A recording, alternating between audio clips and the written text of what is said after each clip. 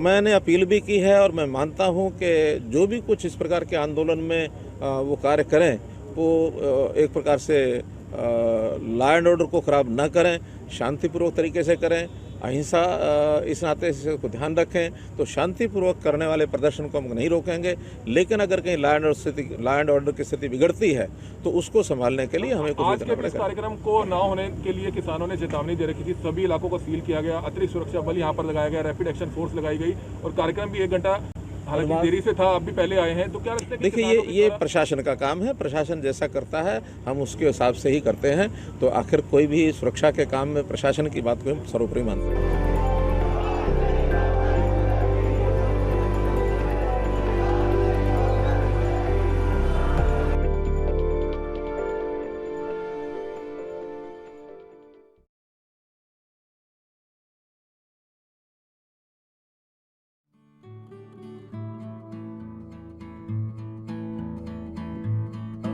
नमस्कार, सुस्वागतम। हमारे बीच माननीय प्रधानमंत्री जी जुड़ चुके हैं।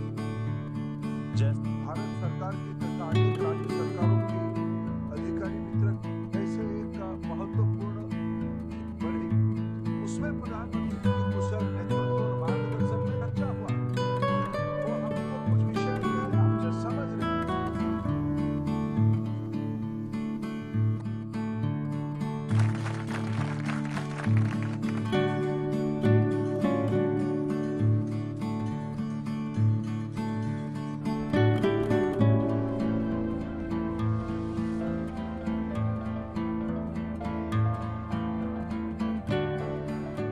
विश्व पर्यावरण दिवस के अवसर पर भारत ने एक और बड़ा कदम उठाया है। इथेनॉल सेक्टर के विकास के लिए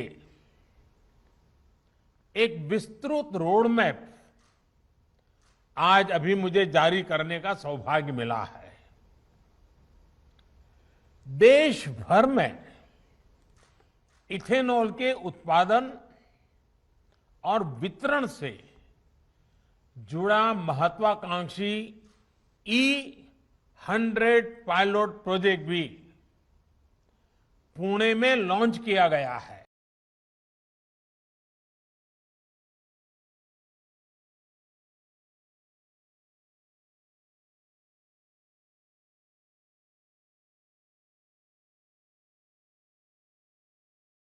ये वाला जो लॉकडाउन पिछले हफ्ते ऐलान किया था वो सोमवार को सुबह 5 बजे तक है।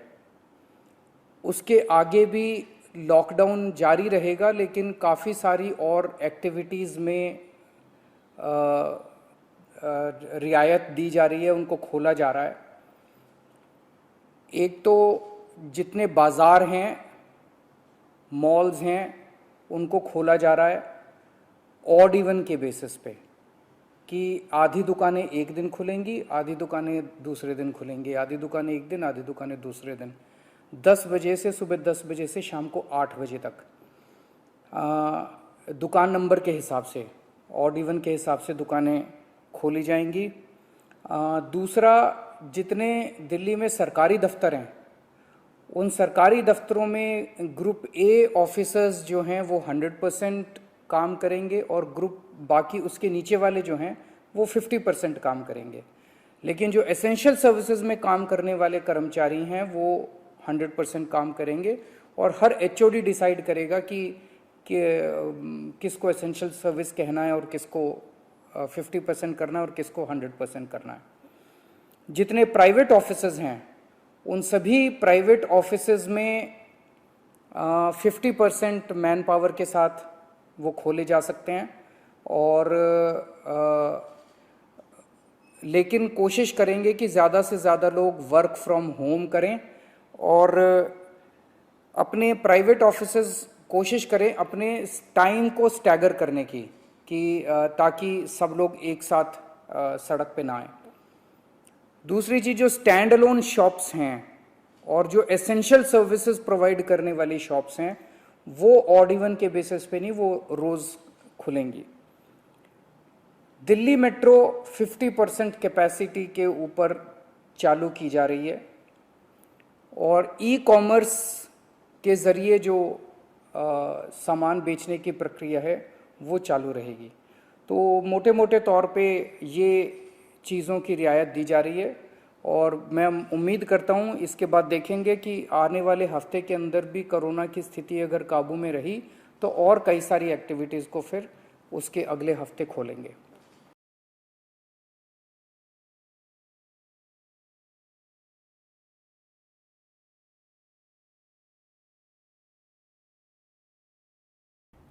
थर्ड वेव कहा जा रहा है, एक्सपर्ट्स कह रहे हैं कि थर्ड वेव आएगी, कब आएगी, कितनी भयावह होगी, इसके बारे में किसी को कोई जानकारी नहीं है। लेकिन एक जिम्मेदार सरकार होने के नाते हमारी जिम्मेदारी बनती है कि उसकी पूरी तरह से हम तैयारी करें, ताकि अगर थर्ड वेव आती है, अगर बहुत भयानक होती है, तो सरकार उस वक्त जनता के लिए तैयार हो। इसकी तैयारियां पूरे ज़ोर शोर से दिल्ली सरकार के अंदर चल रही हैं। एक पीडियाट्रिक टास्क फोर्स अलग से बनाई गई है। वो पीडियाट्रिक टास्क फोर्स ये तय करेगी कि जितने हमारे ऑक्सीजन बेड्स होंगे उसमें से कितने बच्चों के होने चाहिए, जितने आईसीयू बेड्स होंगे उसमें से कितने बच्चों के होने चाहिए। जो बच्चों के होंगे उसके लिए फिर अलग किस्म का सारा इक्विपमेंट होगा, उसका अलग किस्म के मास्क होंगे, अलग किस्म का ऑक्सीजन का मास्क होगा, उसकी सारी चीज़ें अलग होंगी। वो पीडियाट्रिक टास्क फोर्स बना दी गई है कल, वो अलग से अपनी तैयारी करके अपनी रिकमेंडेशंस देगी।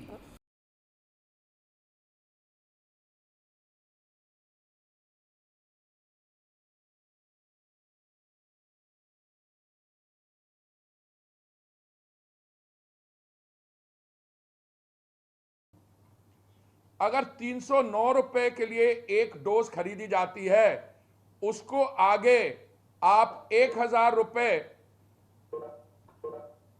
के दाम पर प्राइवेट हॉस्पिटल को दे रहे हैं,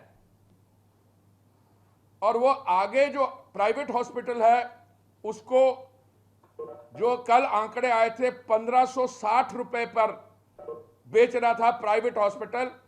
एक डोज जो गरीब आदमी को मुफ्त देनी चाहिए, जो सरकार ने खरीदी है 309 रुपए पे, वो लाभार्थी को मिल रही है 1560 रुपए पे। ये हैरानगी की बात है कि जो स्टेट्स को 25% प्रोक्योरमेंट की इजाजत दी गई थी या अनुमति दी गई थी, देखो केंद्रीय सरकार की तरफ से तो हमने 50% वैक्सीन लेके स्टेट्स को, यूनियन टेरिटरीज को दी है कि आप मुफ्त इसको लोगों को दें, और स्टेट्स को जो अपनी प्रोक्योरमेंट करनी थी वो उस पे प्रॉफिटेरिंग कर रहे हैं। और अगर ये फिगर्स ठीक हैं, और ये मेरी फिगर्स नहीं है, ये विकास गर्ग जी एक IAS अफसर है, उन्होंने ये आंकड़े पब्लिक डोमेन में डाले हैं। अगर ये फिगर्स ठीक है तो प्रॉफिटेरिंग जो है वो 2,40,00,000 रुपए की नहीं है जो कल बात आगे रखी थी। ऑर्डर मैं इसको पूरा पढ़ के सुनाता हूं आपको। The order of providing one-time limited vaccine doses to 80 to 44 years age group population through popular hospitals has not been taken in the right spirit and is hereby withdrawn. Further, it has been decided that the private hospitals should return forthwith all the vaccine doses available with them. ये भी जो चिट्ठी विकास गर्ग जी ने sign की है, कैसे एक IAS अफसर साइन कर सकता है, इसको मैं समझाता हूं मेरे क्या प्रॉब्लम्स हैं। पहले बोला है has not been taken in the right spirit. Right spirit का क्या मतलब है? अगर पत्रकार लोग इस पे फोकस नहीं करते और हम लोग ये बात उठाते नहीं, तो कांग्रेस पार्टी जो शुरू से ये कहती आ रही है कि वैक्सीन हेजिटेंसी को फ्यूल करती आ रही है, राहुल गांधी जी और सोनिया गांधी जी कहते रहे आप वैक्सीन एक्सपोर्ट मत करो, राहुल जी कहते रहे कि हमारे बच्चों की वैक्सीन कहाँ है, राजस्थान में वो कूड़े में है और यहाँ पे उस पर प्रॉफिटेरिंग हो रही है। शशि थरूर जी कहते हैं वैक्सीन एक्सपोर्ट नहीं करो, फिर कहते हैं वैक्सीन क्यों नहीं आपने एक्सपोर्ट की। देखिए कांग्रेस की जो कल्चर है वो हम अंग्रेजी में कहते हैं कल्चर ऑफ इंप्यूनिटी।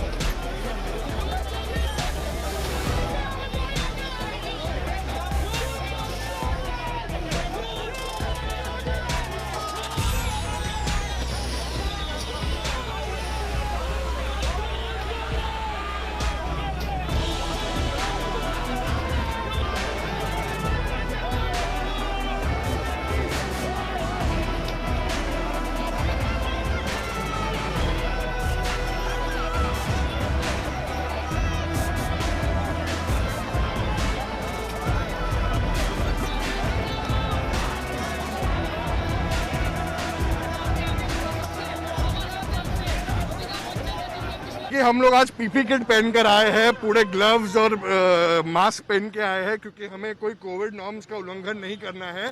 मगर आज 100 से ऊपर हो गया है, पेट्रोल डीजल बढ़ता जा रहा है और अगर ऐसा चलता जाएगा तो आम आदमी कैसे अपनी गाड़ी या बाइक चला लेगा। आज आम आदमी को साइकिल चलाने पे लोग मजबूर कर रहे हैं क्योंकि जो प्रधानमंत्री है और जो गवर्नमेंट है अगर उनको काम करना नहीं आता, जब पहले प्राइसेस थोड़े भी बढ़ते थे तो उनके मंत्री सड़कों पर आते थे, तो वो मंत्री अभी क्या कर रहे हैं जब वो सत्ते में है। इसलिए आज मुंबई यूथ कांग्रेस हल्ला बोल करने आई है। आप लोग यहाँ पे रोका जा रहा है, आप लोग यहाँ पे रोका जा रहा है, किस तरह से आगे भी जोड़ेंगे? देखेंगे, आप देखेंगे कैसे जाएंगे हम आगे।